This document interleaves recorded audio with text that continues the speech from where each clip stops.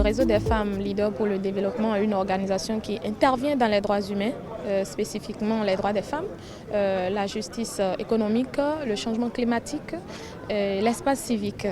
Nous sollicitons les services de l'assainissement parce que quand il y a plus d'eau dans nos localités, nos femmes sont libres, elles sont à l'aise.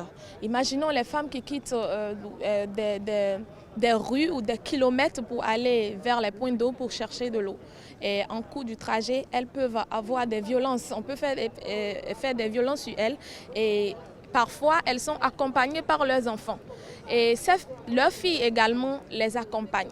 Et ce temps que ces filles passent pour aller chercher de l'eau au niveau des points d'eau, elles peuvent utiliser ce temps pour aller à l'école, pour se faire éduquer. Et ces femmes également qui quittent des kilomètres pour aller chercher de l'eau, je prends cela comme une perte de temps parce qu'elles peuvent utiliser ce temps pour pouvoir gérer une activité génératrice de revenus qui va alors participer au développement et l'épanouissement de son foyer. Je pense que le thème de l'eau, c'est un thème qui est général et ça a rapport au bien-être de l'humanité, au bien-être de la femme, de la couche juvénile et de nous tous.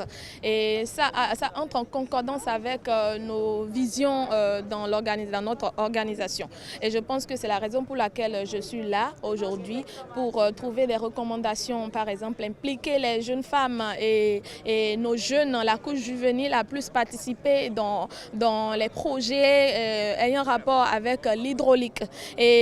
Parce que la femme est au cœur de la protection de la nature, je pense qu'il faut écouter ces femmes parce qu'elles sont au cœur de ce qui se passe. Ce sont ces femmes-là qui en souffrent. Il faut les écouter. Elles ont des projets à développer en ce qui concerne l'assainissement, en ce qui concerne l'agriculture. Parce que pour cultiver les céréales, pour faire l'agriculture, elles ont besoin de l'eau. Alors, écoutons ces femmes, donnons-leur le temps de parler, insérons-les dans les instances de prise de décision.